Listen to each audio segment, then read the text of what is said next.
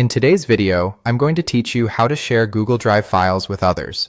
If you've ever needed to send a document, spreadsheet, presentation, or any other file from Google Drive to someone else, this is a simple and useful feature to know. Google Drive makes file sharing quick, but it's also important to choose the right access settings so the right people can open the file and do exactly what you want them to do.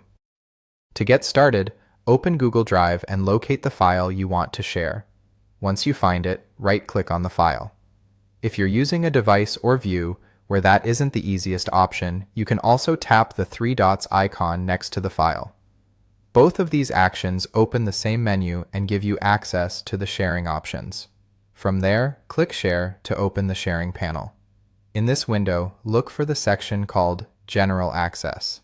This area controls who can open the file using a link. By default, many files are set to restricted, which means only specific people with permission can access them.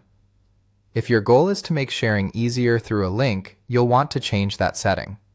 Click on the current access setting and switch it from restricted to anyone with the link. This means that anyone who receives the link can open the file as long as they have the correct permissions. This is helpful when you want to send the file through email, chat, or messaging apps without having to individually add each person first. After that, choose the permission level for link users. You'll usually see three options: Viewer, Commenter, or Editor. Viewer allows people to open and read the file, but not make changes. Commenter lets them leave comments or suggestions, which is useful for feedback. Editor gives full editing access so people can make direct changes to the file.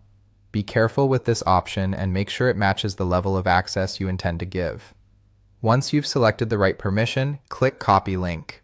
The shareable link is now saved to your clipboard. You can then paste it into an email, chat, or message and send it to the people who need access. Before sending, it's always a good idea to quickly double-check the permission level one more time. That way, you can avoid giving too much or too little access. And that's it. You now know how to share Google Drive files with others quickly and correctly.